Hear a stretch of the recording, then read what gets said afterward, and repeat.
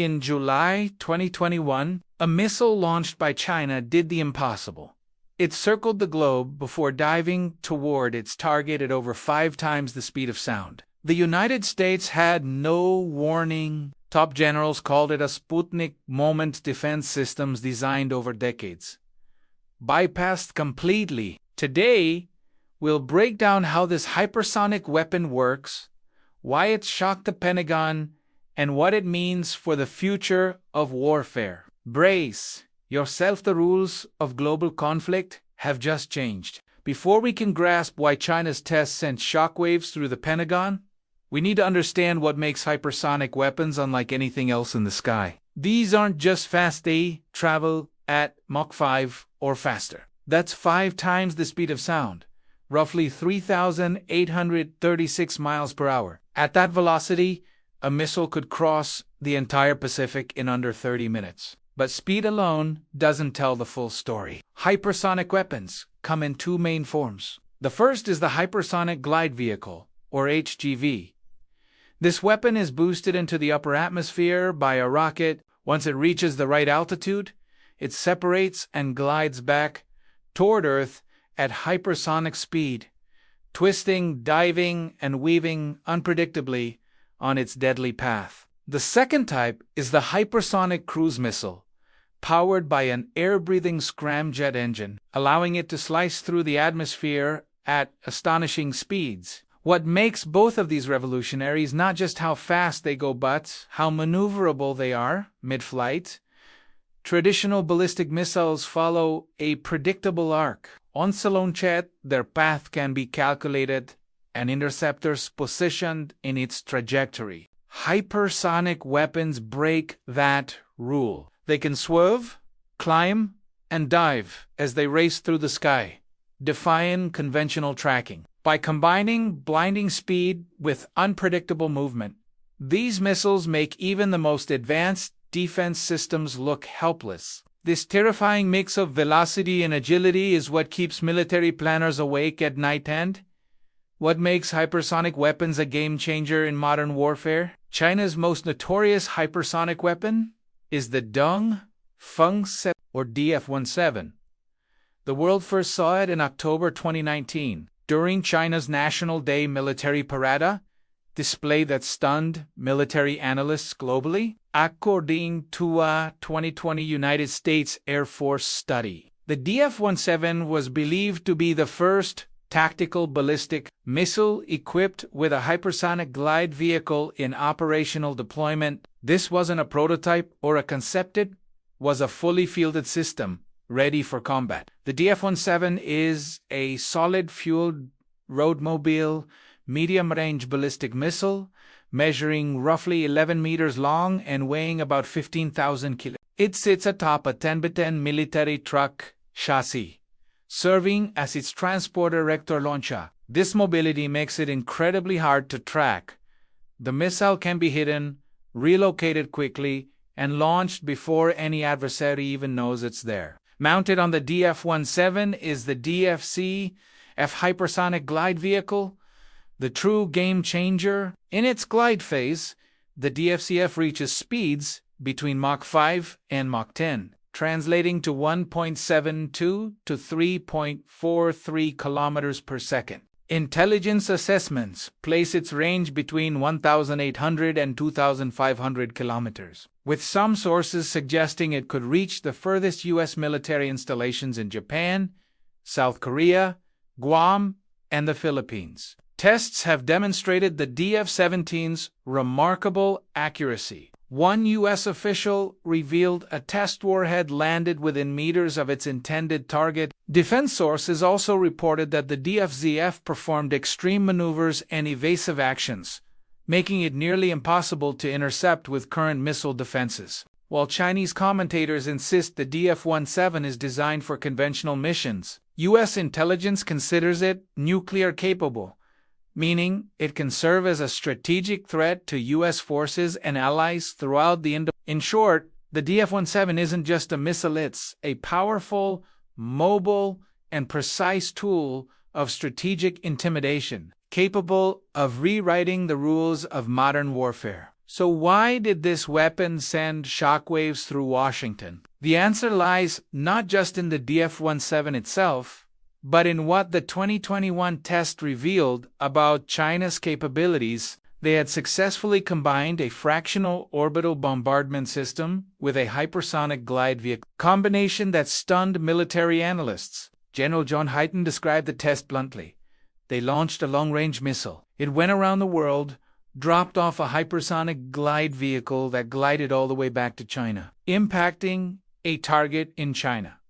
This wasn't just a regional threat, it was a weapon capable of striking anywhere on Earth, from angles that defenses simply aren't built to counter. A fractional orbital bombardment system allows a missile to enter low Earth orbit, circle the globe, and then deorbit to strike its target from directions traditional missile defense radars do not monitor. Most U.S. missile defenses are oriented north, toward threats from Russia and North Korea, not from the south or from orbit.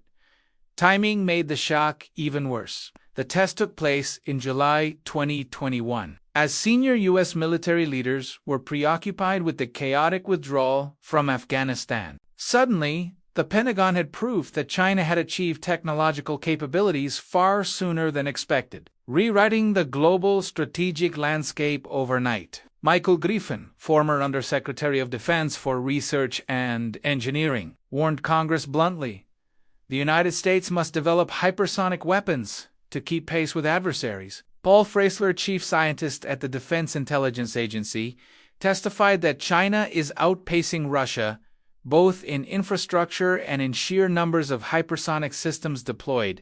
Over the past 20 years, China has dramatically accelerated the development of conventional and nuclear-armed hypersonic missiles. One U.S. official noted that, as of 2018, China had conducted roughly 20 times as many hypersonic tests as the United States over the preceding decade. The gap in testing, development, and deployment was far wider than many in the Pentagon had reality that made the 2021 test an alarming wake-up call. The core problem with hypersonic weapons is time. Traditional ballistic missiles arc high into space, giving radars a chance to detect, calculate, and launch interceptors. Systems like DOT and Patriot are built for these predictable paths. Hypersonic glide vehicles are different. They fly low in the atmosphere, often below radar coverage. Former Undersecretary Mike Griffin notes that these targets are 10 to 20 times dimmer than what satellites usually track, making them nearly invisible until they're close. Even when detected, hypersonic missiles maneuver unpredictably, making it almost impossible to predict their path in the next few seconds. Colonel Christopher Struve of NORAD highlights the main concern: reduced warning time. These missiles cruise lower than traditional ICBMs, leaving national leadership with precious little time to respond. Intercepting them is equally hard. Most U.S. interceptors are designed for mid-course attacks in space. Hypersonic vehicles stay in the atmosphere, dodging exoatmospheric defenses. Terminal systems like DOD and Patriot can engage them, but their speed and maneuverability make success extremely limited. Today, U.S. theater forces have very little capability to stop hypersonic threats.